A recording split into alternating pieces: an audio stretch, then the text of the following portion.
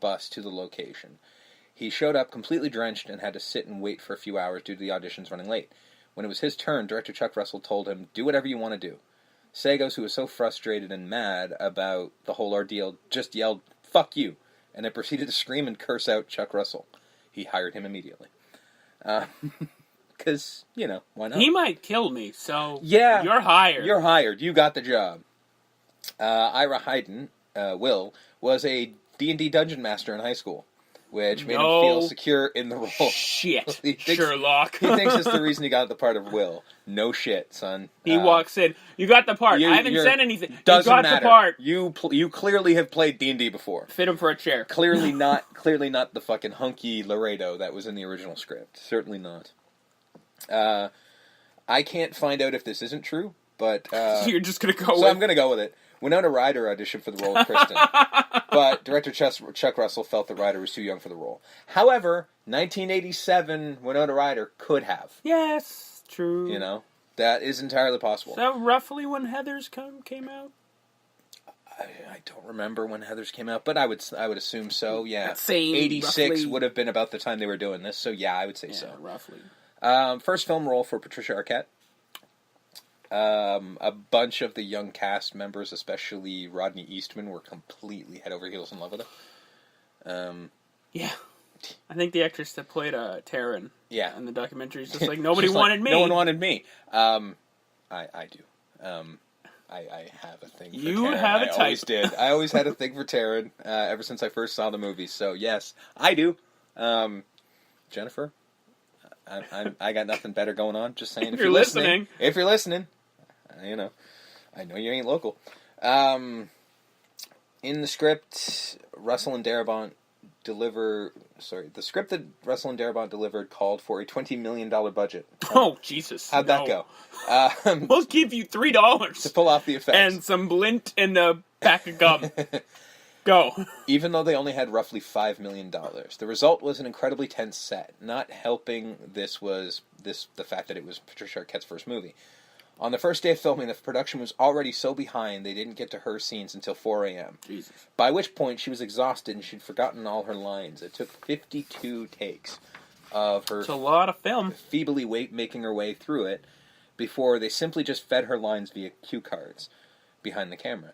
After that, many believe Chuck never forgot how difficult it was that day, and he kind of took it out on her for the rest of the shoot, very mean to her, and he does admit that he probably pushed her too hard. It's like, yeah, I was a dick. Yeah. Oops. Although the cast all claim that Chuck was very hard on everyone. For 1 week during filming, Robert Englund was working 24 hours every day. He was wrapping up filming a television series called Downtown, and then would be on the Dream Warriors set at nights. That's gotta suck. That has to fucking suck. This I found interesting. The sleep, those little slices of death, how I loathe them, the quote at the beginning of the movie, is claiming to be from Edgar Allan Poe. However, this is completely disputed. It is mostly believed he never said it. No one knows where it came from. It might be derived of I don't sleep, I hate those little slices of death in the movie Journey to the Center of the Earth. So the film's lying to you from second one. Film takes place in 1990. Timeline, it does, supposedly, according to this, it does. I mean, it clearly looks like 1987, but supposedly it takes place in 1990. So, some of the weird stuff in the scenes. The roasted rotting pig was actually a roasted rotting pig. There was no money in the budget. Gross. Yeah, there was no budget in the film to create an animatronic, so they just made a real one and puppeted it under the table. Apparently smelled so bad, made a lot of people throw up, and so to this day... So it's an actual pig? It was an actual roasted pig, yeah. They just let it sit there and rot Nobody for like 2 tell days. PETA. Yeah. Well, no, it was food. I mean, PETA would be pissed anyway It because was it's food. Originally it was food, yes. Not food no more, because nobody's touching that thing with a 10-foot bowl. Apparently the director of photography to this day was like, yeah, I can smell that still to this day. Jesus. I'll never forget that smell. It haunts my dreams. Yeah. Fuck Freddy. Which is ironic. The pig. Right? The pig. Right? It would almost say it's his Nightmare on Elm Street. I'm here all week. I'll see myself out. I'm here all week. Fuck you. Be sure to tip your waitress. The dead little girl, Kristen Carries, was originally created by makeup effects artist Mark Schustrom His original instructions from Chuck Russell were to think of victims at Auschwitz. Jesus. He spent 10 weeks creating a sickly, dead little girl body that the production deemed too disturbing, so they instead just used the skeleton scene in the movie. And if you see it, it is the shittiest looking skeleton you've ever seen. This man had to spend some of his soul working on this thing. I don't know, man. You look at fucking images of this dude in the interview with him. Oh, he looks like he looks like a dude who's probably already researched this shit before. He kind of looks like the tall man from. Want me to make what? No problem. From what are those fucking? What are the name of those movies now? Oh, Phantasm. Yes, he looks like the tall man from Phantasm. He's just like big, tall, blonde glasses, like long hair, like stringy ass blonde long hair. I think I can manage that. He like giggles to himself, and then he leaves, and you're like, oh. Let's just talk about it. The Freddy Snake monster. No, Jesus. Created by the returning Kevin Yeager, was designed to look like a penis. No shit, Sherlock. As per Chuck Russell's direction, thinking it would be crazy subliminal shot of something resembling a penis eating Kristen. So this dick snake's gonna eat you, Patricia. Welcome to Hollywood. Kinda, yeah. 3 of them were constructed. One was 6 feet long to eat Kristen. One that was ladies. One that was longer for overhead shots, and the one that spits her out. Ladies. And the one that was wait for it, and one that was mostly just head. Ladies. With animatronic to move the face. When it was first shown, it was the same color as Freddy's makeup, i.e., pink. Ladies. And Chuck immediately went, "Oh no, we can't do this. We can't use that. It's just a penis." They'll never give us an art. We can't use that. To which Kevin said, "Well, that's what you wanted." And he said, "Okay, but can we just cover it with green slime or something?" It's like, yeah, you wanted a dick snake. I delivered you a dick snake. I will tell you this. Okay, so as I've mentioned before, I collect a lot of Nightmare on Elm Street shit, and I mean a lot is an understatement. I bought what is just recently released by NECA, the accessories pack, which is, I'm not gonna lie, overpriced and not much in it. There's 4 things in it. It cost me like $60. Collectible. But one of the big things it did come with, and I open everything, so I know this, is a 2 scale of the 7-inch action figures Freddy Snake on a stand. Yep, I now own a dildo. There is nothing else to call this thing. It is flat out a dildo. I mean, you know what? I'm just gonna let that one. It could be used, and I would bet money that somebody on this fucking planet has. Oh. Jesus, tap dancing Christ. Godspeed, and send me an email. I'll give you my phone number. Just saying. Any girl who would use that, I'm gonna stop talking. Jesus, stop. Wow, this hole is fucking deep down here. Oh, shit, I've been digging too much. So, when filming the snake eating Kristen, it was actually filmed in reverse. So, the snake is actually regurgitating her. They did it because they couldn't get the damn thing to work.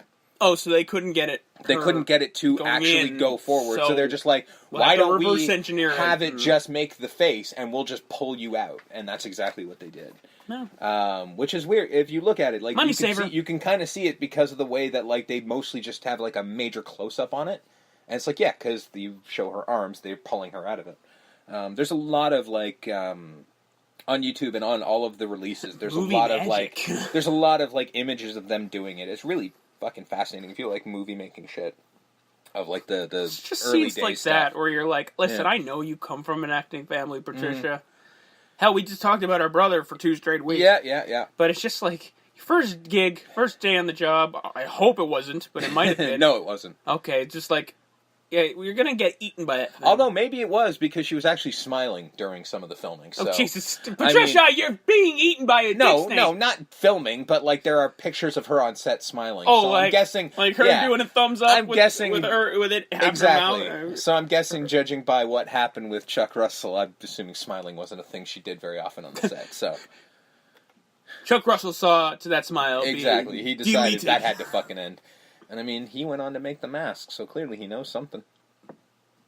He was the director of The Mask. Okay, because I like The Mask. Was that an indictment on The Mask, or? It was more so just a indictment on him as a person. That's fine. Yeah, that's fine. Fuck Chuck Russell. Yeah. I don't know. I don't know the guy. Fuck him. And I mean, in all fairness, I like The Mask too, but that movie is directed poorly. It is I mean, I understand, like, Jim Carrey is Jim Carrey, but rein him in a little. Just a fucking hair, would you? But, Never.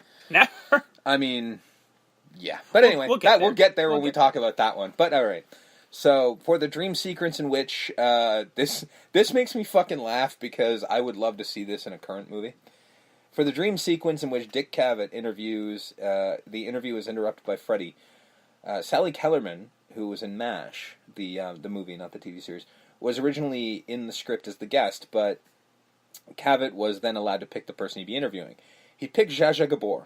Yeah, he did, didn't he? Because he thought she was the dumbest person he'd ever met in his life, and he'd never have her on his show in real life, so if there was one person he'd want to see killed by Freddy, it was her.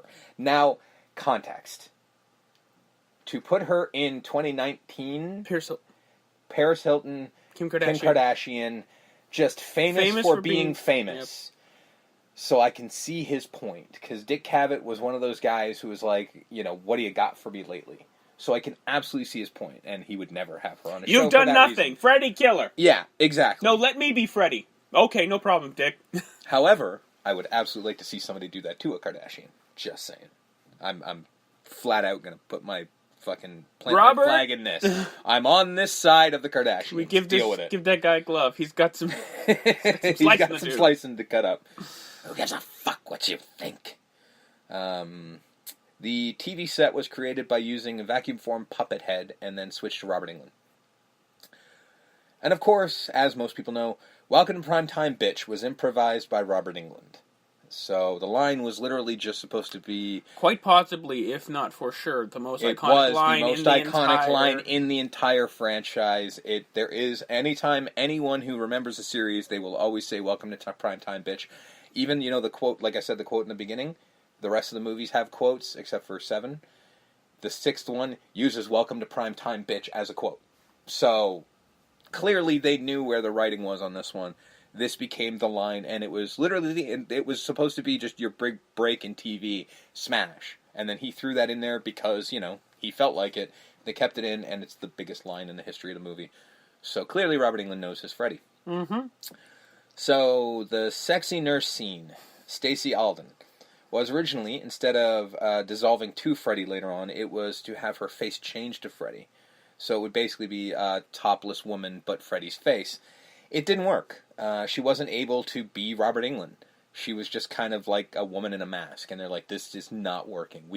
You cannot get the mannerisms down." I'm Freddy. Kind of like that, yeah. This isn't going to work. Either she was unable or unwilling to act like Robert Englund. I'm guessing unable to because... Don't cut to Robert Englund.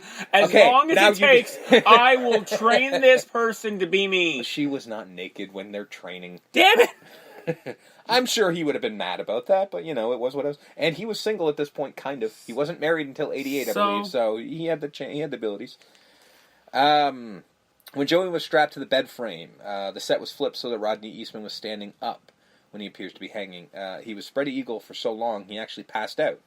He compared it to a crucifixion, because that is what kills you in a crucifixion. Jesus. It's your blood trying to pump to your extremities.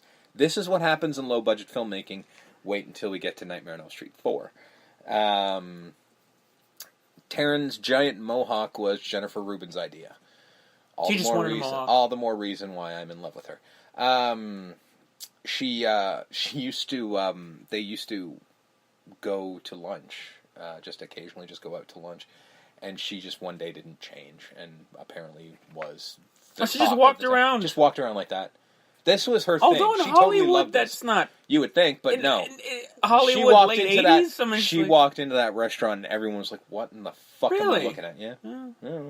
Because if you go down to the Strip, guys, there's about 1 million of them. Yeah. I mean, this was around the Motley Crue days of it all, so yeah, this would be normal. She fit right in. During her fight scene with Robert, or stuntman, it was never made clear, Jennifer got into the scene and actually stabbed him. Oops. Yep.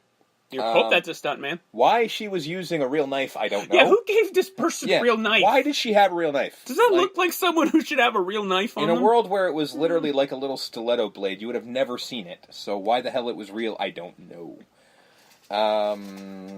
The sequence with the drug implications got the movie banned from release in Queensland, Australia for 3 years. Until a new a new president of their film board just went, "This is stupid." We bend it for